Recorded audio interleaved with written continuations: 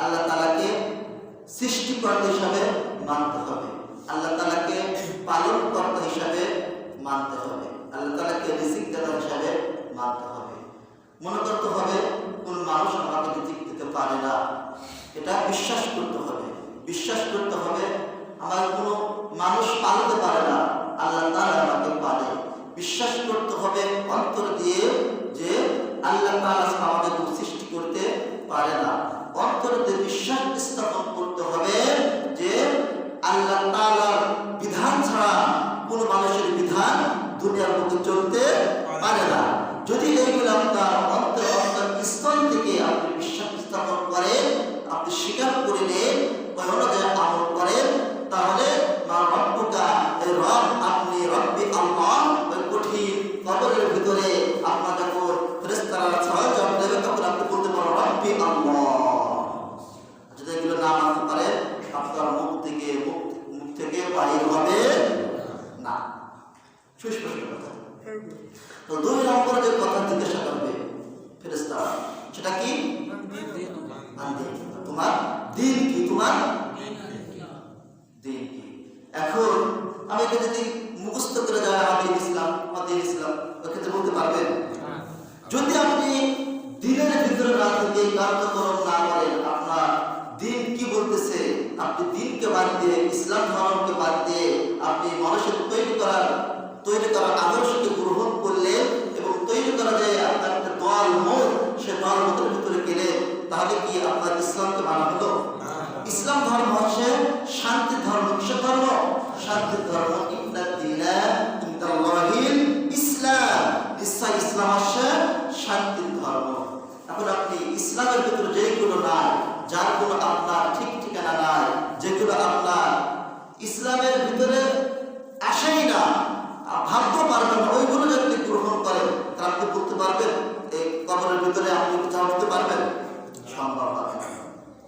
সম্মানিত কোরআন প্রেমিক ভাইরা, রাসূল প্রেমিক ভাইরা, যারা ইসলামকে গ্রহণ করলো না, ইসলামকে বাদ দিয়ে অন্য ধর্ম গ্রহণ করলো, ওই কঠিন কিয়ামতের মুসিবতের সময় কবরের ভিতরে সহজে উঠতে পারবে না। তার প্রমাণ আল্লাহ সুবহানাহু ওয়া তাআলা 1400 বছর পূর্বে মানব জাতির উদ্দেশ্যে জানাই দিলেন, ওয়া মান ইয়াবতাগি গায়রাল ইসলামি দীনান ফালাই ইকবালা মিনহু ওয়া হুয়া ফিল আখিরাতি মিনাল খাসিরিন। আল্লাহু আকবার। আল্লাহ সুবহানাহু ওয়া তাআলা তার মহাগ্রন্থ আল কোরআন সূরা আল ইমরান 3 নম্বর পারা 20 নম্বর পৃষ্ঠা 6 মদিনা অবতীর্ণ হয়েছে। 3 নম্বর সূরা আল ইমরান 85 নম্বর আয়াত। এটা আল্লাহ তাআলা বলে দিলেন যারা ইসলামকে বাদ দিয়ে, দ্বীনকে বাদ দিয়ে মানুষের তৈরি করা আদর্শ গ্রহণ করলো, মানুষের তৈরি করা ধর্মকে গ্রহণ করলো, ফালাই ইকবালা, অবশ্যই ওই ব্যক্তি ইহকাল পরকাল উভয় জগতে ক্ষতিগ্রস্ত হয়ে যাবে।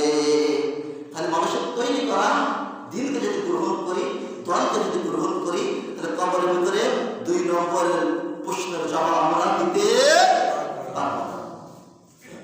সংক্ষেপে বুঝলেন? সম্পদ হাজির উপস্থিতি। 3 নম্বর প্রশ্ন কি হবে? তোমার নবী কে? আবার অন্য হাদিসে আছে যে একজন আপনার মানুষকে সামনে নিয়ে আসবে, এক কথা রাসূলকে সামনে নিয়ে আসবে, সে বলবে এই লোকটাকে কি চেনো? লোকটাকে কি চেনো? যারা রাসূল আদর্শ গ্রহণ করেছে তারা জবাব দেবে আমার রাসূল, আমার নবী মুহাম্মদ রাসূলুল্লাহ সাল্লাল্লাহু আলাইহি সাল্লাম। আর যারা রাসূলের আদর্শ বাদ দিয়ে মানুষের তৈরি করা আদর্শ গ্রহণ করেছে, মানুষের তৈরি করা মতকে গ্রহণ করে চলেছে, তারা জবাব দিতে পারবে না। তারা বলবে নাকি চিনি নে, তো চিনি না, তো কে চিনি না, কে চিনি না। তখন যদি আমি বলি চিনি না, আমার রাসূলকে যদি না চিনি, আমার রাসূল ছাড়া অন্য কেউ ওই কিয়ামতের ময়দানে সুপারিশ করতে পারবে? কেউ সুপারিশ করতে পারবে? তখন যদি বলি রাসূলকে চিনি না, তাহলে রাসূল কি কিয়ামতের ময়দানে সুপারিশ করবে? সুপারিশ করবে? তাহলে যে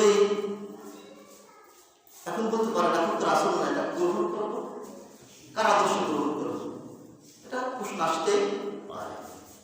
হ্যাঁ, রাসূল সাল্লাল্লাহু কি বলতেছেন, আমি এখন নাই, আমার যে কার্যক্রম, আমার যে দিন ইসলাম প্রচার করবে কারা, আল্লাহু ওয়া রাসূলুল আম্বিয়া ওলামায়ে কেরাম।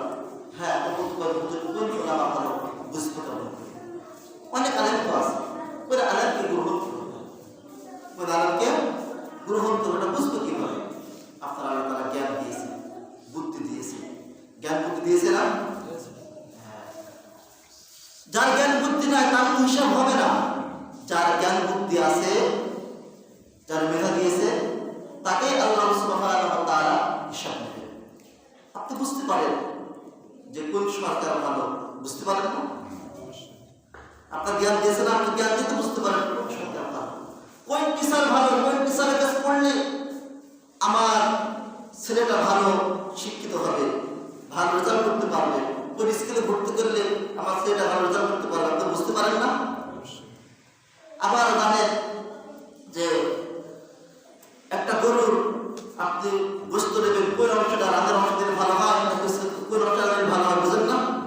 কোন মাছটা ভালো, সব কিছু বোঝেন, এটা কিছু বুঝবেন না। মনে করবেন যারা কোরআন হাদিসের ভিতরে যা কিছু নাই ওইগুলো বাদে যেসব আলেম ওলামা, যেসব আপনার পীর আপনার নিজের মন মতো চলে, তাদেরকে গ্রহণ করা যাবে না। সম্মানিত কোরআন প্রেমিক ভাইয়েরা, রাসূল প্রেমিক ভাইয়েরা, যারা রাসূলের আদর্শ গ্রহণ করবে না, রাসূলকে ভালোবাসবে না, মহব্বত করবে না, কঠিন কিয়ামতের মুসিবতের সময় তাদের স্থান হয়ে যাবে জাহান্নাম। কোথায় যাবে? কোথায় যাবে? জাহান্নাম যাবে। অনেক বিস্তারিত আছে, হাদিস বলতে গেলে অনেক বড় হাদিস। বিশ্বনবী মুহাম্মদ রাসূলুল্লাহ সাল্লাল্লাহু আলাইহি ওয়াসাল্লাম জানিয়েছেন, কুল্লু উম্মতি ইয়াদখুলুনাল জান্নাহ ইল্লা মান আবা, কিলা ওয়া মান আবা ওয়া মান আতানি ফাকাদ দাখালাল জান্নাহ ওয়া মান আসানি ফাকাদ আবা। রাওয়াহু মুসলিম, মুসলিম শরীফের হাদিস। হাদিসটি রাবি হচ্ছে, যাকে রাবি বলে শিরোমণি বলা হয়, রাইসুল মুহাদ্দিসিন, তিনি সত্যিকারের হাদিস বর্ণনা করেছেন 5374টি। আবু হুরায়রা রাদিয়াল্লাহু তাআলা আনহু থেকে বর্ণিত, তিনি বলেন, আখির পয়গম্বর বিশ্বনবী কানে মুহাম্মদ রাসূলুল্লাহ সাল্লাল্লাহু আলাইহি ওয়াসাল্লাম ইরশাদ করেছেন, কুল্লু উম্মতি ইয়াদখুলুনাল জান্নাহ, আমার প্রত্যেকটা উম্মত জান্নাতের ভিতরে প্রবেশ করবে, ইল্লা মান আবা, তারা ব্যতীত। কি বলছেন? প্রত্যেকটা উম্মতে জান্নাতে প্রবেশ করবে, তারা ব্যতীত। কি রকম? সাহাবায়ে জিজ্ঞাসা করলো, ইল্লা মান আবা, তারা ব্যতীত। বিশ্বনবী বললেন, ওয়া মান আতানি ফাকাদ দাখালাল জান্নাহ, যারা আমার আদর্শ গ্রহণ করেছে, আমার অনুসরণ করেছে, ওই ব্যক্তিরা জান্নাতের ভিতরে চলে যাবে। ওয়া মান আসানি ফাকাদ আবা, যারা আমার অনুসরণ করে মানুষের তৈরি করা আইনের সম্মুখে মাথা নত করেছে, মানুষের তৈরি করা আইনকে অনুসরণ করেছে, যেসব পীররা মানুষের নিজের মন মতো তৈরি করে, নিজের মন মতো চালায় তাদের মুরিদকে, তারা এইসব পীরকে অনুসরণ করবে, ওইসব পীররা ওই জাহান্নামের ভিতরে চলে যাবে। যেসব পীররা নিজের মন মতো মুরিদকে চালায়, অন্তর্ভুক্ত হয়, ওরা কি হবে? জাহান্নামের ভিতরে চলে যাবে, যার কোরআন হাদিসে নাই। সম্মানিত কোরআন প্রেমিক ভাইয়েরা, রাসূল প্রেমিক ভাইয়েরা, যারা দুনিয়ার বুকে রাসূলের আদর্শ গ্রহণ করতে পারবে, ঠিক কবরের ভিতরে 3 নম্বর প্রশ্ন জবাব দিতে পারবে। যারা রাসূলের আদর্শ গ্রহণ করতে পারবে না, তারা কবরের ভিতরে 3 নম্বর প্রশ্নের জবাব দিতে পারবে না। সম্মানিত কোরআন প্রেমিক ভাইয়েরা, রাসূল প্রেমিক ভাইয়েরা, এখানে আপনার যে কবরের ভিতরে যাবে তাকে কি প্রশ্ন করবে ফেরেশতারা। আস্তে আস্তে আস্তে আস্তে আস্তে আপনার কিয়ামত চলে আসবে। কি চলে আসবে? কিয়ামত চলে আসবে। এখন মনে করেন আমার কিয়ামত চলে গেল, আর ধারাবাহিক আলোচনা যাচ্ছি, কিয়ামতে চলে গেলাম। যখন আপনার ইসরাফিল আলাইহিস সালাম সিংহায় খুঁততে দেবে, কি দেবে? সিংহায় খুঁততে ونفخ في الصور فصعق من في السماء وطمع في الأرض إلا ما شاء الله হযরত ইসরাফিল আলাইহিস সালাম সিংহায় এবং ফুৎকার দেবেন, কিয়ামত অনুষ্ঠিত হয়ে যাবে। সত্য আল্লাহ তাআলা বলবেন, ও ফেরেশতারা ও আজরাইল আলাইহিস সালাম, কিয়ামত অনুষ্ঠিত হয়ে যাচ্ছে। দুনিয়ার যতগুলো মানুষ আছে, যত জীবজন্তু সকলের রূহকে কবজ করে ফেলো, সকল রূহকে কবজ করে ফেলবে। আজরাইল আলাইহিস সালামকে বলবো, ও আজরাইল, দুনিয়ার মধ্যে কে জীবিত আছে? বলবে, আমরা 8 জন ফেরেশতা জীবিত আছি। 4 জন ফেরেশতা আরশ বহনকারী ফেরেশতা, আর 4 জন সত্তার ফেরেশতা, আর আপনি 9 জন জীবিত আছেন। দুনিয়ার বুকে আর কেউ জীবিত নাই। আল্লাহ তাআলা বলবে, ও আজরাইল আলাইহিস সালাম, 4 জন আরশ বহনকারী ফেরেশতার জানটা কবজ করে ফেলো। 4 জন ফেরেশতা জান কবজ করা হয়ে যাবে। তখন জিজ্ঞাসা করবো, ও আজরাইল, আর কেউ জীবিত আছে? তখন বলবেন, আমরা 4 জন সত্তার ফেরেশতা জীবিত আছি, আর তুমি আল্লাহ আছো, আর কেউ দুনিয়ার বুকে নাই। বলবে, 3 জন ফেরেশতার রূহটা কবজ করে ফেলো। 3 জন ফেরেশতার রূহটা কবজ করা হয়ে যাবে। আল্লাহ তাআলা বলবেন, ও আজরাইল, আর কে আছেন? আজরাইল আলাইহিস সালাম বলবেন, আমি আছি, আর তুমি আছো, আর কেউ দুনিয়ার বুকে নাই। আল্লাহ তাআলা বলবে, আজরাইল, তোমার জানটা তুমি নিজেই কবজ করো। কি বলবে? তোমার জানটা তুমি নিজেই কবজ করে ফেলো। আজরাইল আলাইহিস সালাম বললেন, আফসোস করতে থাকবে, আমি যদি জানতাম নিজের জান নিজেই কবজ করা লাগবে, আল্লাহর ইজ্জতের কসম করে বলতেছি, এই দায়িত্ব আমি গ্রহণ করতাম না। জান কবজ করা যে কতটা কষ্ট, এবং নিজের জান নিজেই কবজ করতে হবে, এর চেয়ে কষ্টদায়ক বিষয় আর হতে পারে না। আজরাইল আলাইহিস সালাম নিজের জান নিজেই কবজ করে ফেলবেন, স্তব্ধ হয়ে যাবে, কোনো সাড়া নাই, শব্দ নাই, সব ধ্বংস হয়ে গেছে। কুন ফায়াকুন, যখন আল্লাহ তাআলা বলবে, তারপর আর দুনিয়ার কিছুই থাকবে না, শুধুমাত্র আল্লাহ তাআলার ঘর থাকবে। সম্মানিত কোরআন প্রেমিক ভাইরা, রাসূল প্রেমিক ভাইরা, আল্লাহ তাআলা বলবেন, আইনাল জিবাল, সেই পাহাড়গুলো কোথায় গেল যে পাহাড় নিয়ে মানুষ অহংকার করত? আইনাল নাহার, আইনাল বাহার, সেই নদীগুলো কোথায় গেল? যে সমুদ্রগুলো কোথায় চলে গেল? যে নদী নিয়ে মানুষ অহংকার করত, ব্যক্ত করত, যে সমুদ্র নিয়ে মানুষ অহংকার করত, আইনাল সাদার, সেই গাছগুলো কোথায় গেল? সেই বৃক্ষগুলো কোথায় চলে গেল? বড় বড় বৃক্ষ দিয়ে মানুষ অহংকার করত, গর্ব করত। আইনাল কুসুর, সে বড় বড় বিল্ডিং গুলো কোথায় গেল? বিল্ডিং আর মালিক গুলো কোথায় গেল? যে বিল্ডিং নিয়ে অহংকার করত, গর্ব করত, আমার 5 তলা বিল্ডিং আছে, আমার 10 তলা বিল্ডিং আছে, সে মানুষগুলো কোথায় চলে গেল? কোনো জবাব দেবে না, কেউ জবাব দেওয়ার সাহস পাবে না। কিয়ামতের ময়দানে নিশ্চুপ হয়ে থাকবে। আল্লাহ তাআলা এবং ভয়ঙ্কর ভাষায় বলবে, আইনাল মুলুক, সে বাদশাহ কোথায় চলে গেল? বাদশাহ নিয়ে অহংকার করত, গর্ব করত, আমি একজন বাদশাহ, আমি একজন এমপি মন্ত্রী, আমার স্যার তো এত বেলা আমাকে পারবে না। সে বাদশারা কোথায় গেল? যে বাদশারা নিজের শক্তির বড়াই করত, ক্ষমতার বড়াই করত, আইনাল মুলুক কোথায় চলে গেল? আমার নিজের মুখের কথা বলতেছি, কিসের কথা বলতেছি? কোরআনের কথা।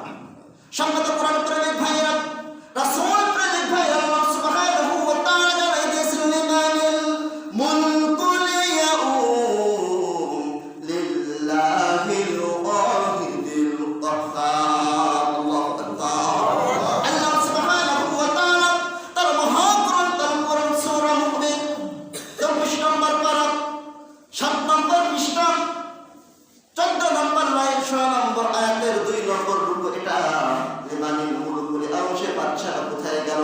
এবারে ব্যাখ্যার ভিতরে তাফসীর কারণ হাদিস কি আছে? আইনাল নাহার, আইনাল বাহার, আইনাল সাদাওয়া, আইনাল জিবাল, আইনাল কুসরা, এগুলো আপনার ব্যাখ্যার ভিতরে আসছে। তাফসীর কারণ নিয়ে আসছে আইনাল মুলুক, মূল আয়াত আইনাল মুলুক, সে বাদশাহ কোথায় চলে গেল? যে বাদশাহ গর্ব করত, অহংকার করত, ক্ষমতায় কেউ লাগাতে পারবে না, সে বাদশাহ কোথায় গেল? বাদশাহকে হাজির করো। কেউ কোনো জবাব দেবে না, নিশ্চয় হয়ে থাকবে। আল্লাহ বলবে,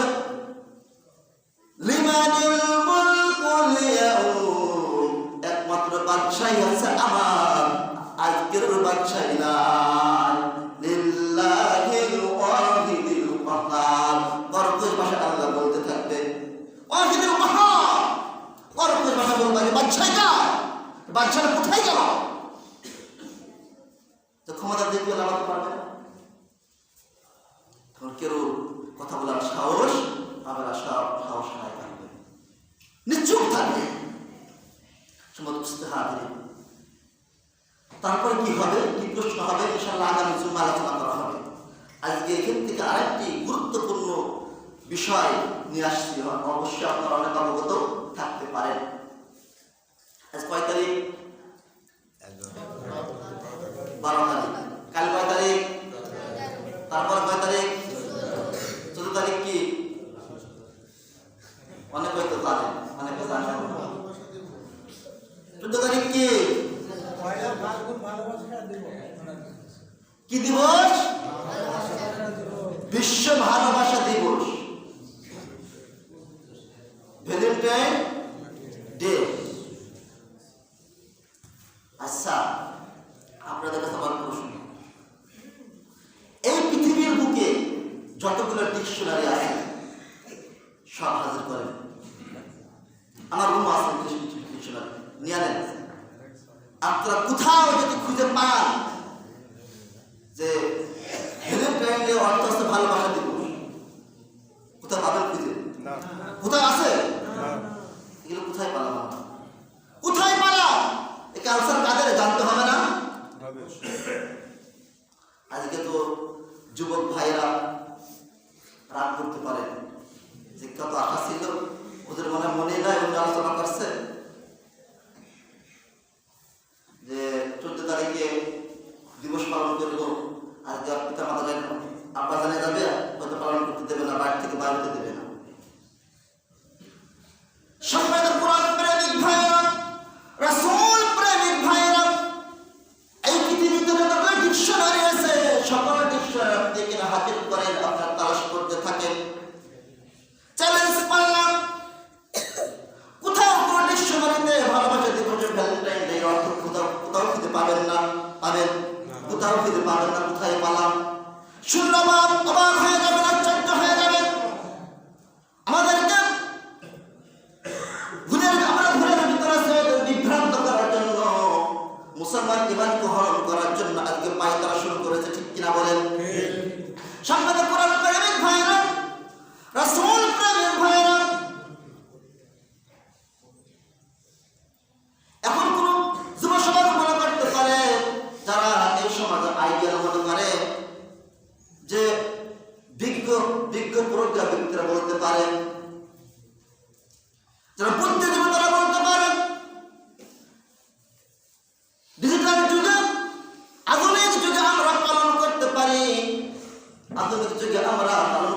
ওদের আমি নিষেধ করলে 100 বছর আমরা পেছনে চলে যাব, 100 বছর পেছনে আমরা চলে যাব আধুনিক যুগে।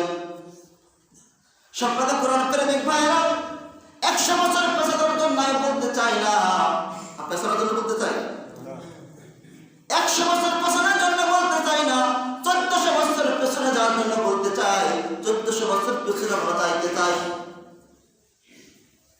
কেমন বললেন? 1400 বছর পূর্বে আখির পয়গম্বর বিশ্বনবী জনাব মুহাম্মদ রাসূলুল্লাহ সাল্লাল্লাহু আলাইহি সাল্লাম এবং তার সাহাবায়ে কেরাম যে মদিনার যুগে যেভাবে চলাফেরা করেছিল, রাসূলের সুন্নতকে গ্রহণ করেছিল, যেভাবে আপনার সবকিছু উদযাপন করত, সেভাবে আমরা উদযাপন করতে চাই। আমরা 100 বছর পেতে চাই না, 1400 বছর পেছনের জন্য বলতে চাই।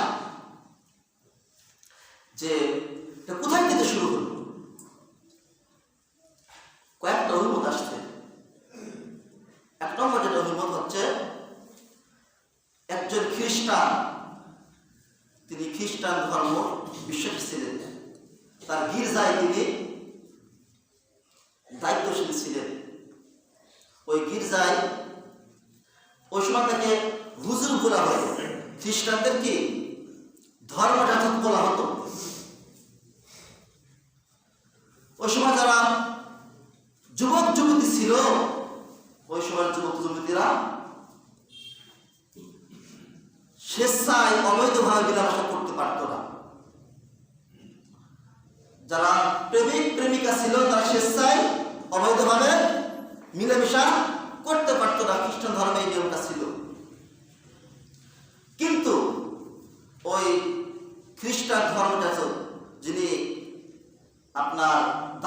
ছিলেন গির্জায়। তিনি বললেন যে আমার এই গির্জায় এই সময় যারা যুবক যুবতী আছে, যারা প্রেমিক প্রেমিকা আছে, তারা এই গির্জায় এসে অবৈধভাবে মিলামেশা করতে পারবে, অবৈধভাবে মিলামেশা করতে পারবে। সামনে কোরআন কারিমের ভাইরা ওহার যখন দিয়ে দিল, ওই সময় যুবক যুবতীরা ওই গির্জায় অবৈধভাবে মিলামেশা করতে পারতো, মিলামেশা করতো। ওই সময় যারা অভিভাবক ছিল তারা জানতে পারলো, জানার পর ওই খ্রিস্টানকে যিনি গির্জার দায়িত্বশীল ছিল তার অভিভাবকরা সেটাকে পিটায় হত্যা করে ফেললো।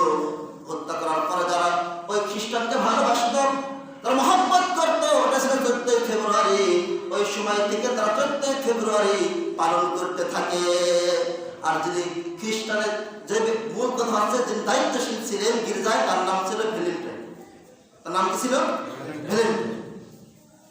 ওই নাম অনুসারে 14 ফেব্রুয়ারি বলে ওই 14 ফেব্রুয়ারি তারা পালন করে। আর একটা আপনার অভিমত আসছে, একজন বাদশাহ ছিলেন, ওই সময় একজন আসামি জেলখানার ভিতরে ছিল। একজন আসামি কোথায় ছিল? জেলখানার ভিতরে ছিল। ওই বাদশাহ সুন্দর রমণী একটি মেয়ে ছিল, নারী ছিল। অনেক বিস্তারিত ঘটনা, মূল বিষয়টা বোঝানোর জন্য বলতে আসছি।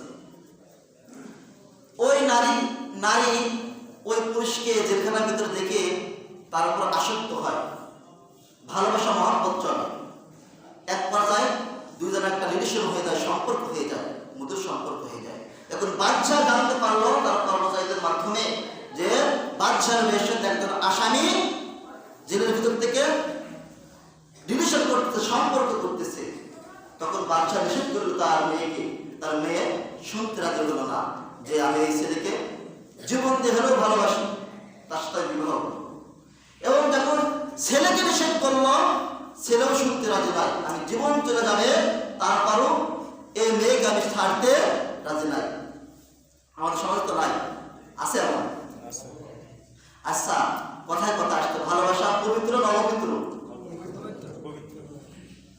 সব ভালোবাসা পবিত্র না। পিতা মাতার সঙ্গে ভালোবাসা পবিত্র, স্ত্রীর সঙ্গে ভালোবাসা কি পবিত্র, সন্তানের সঙ্গে ভালোবাসা পবিত্র। আপনি বান্ধবীর সাথে ভালোবাসা করে আপনি বলছেন পবিত্র ভালোবাসা, না, এটা পবিত্র ভালোবাসা, অবৈধ ভালোবাসা, অপবিত্র, হারাম।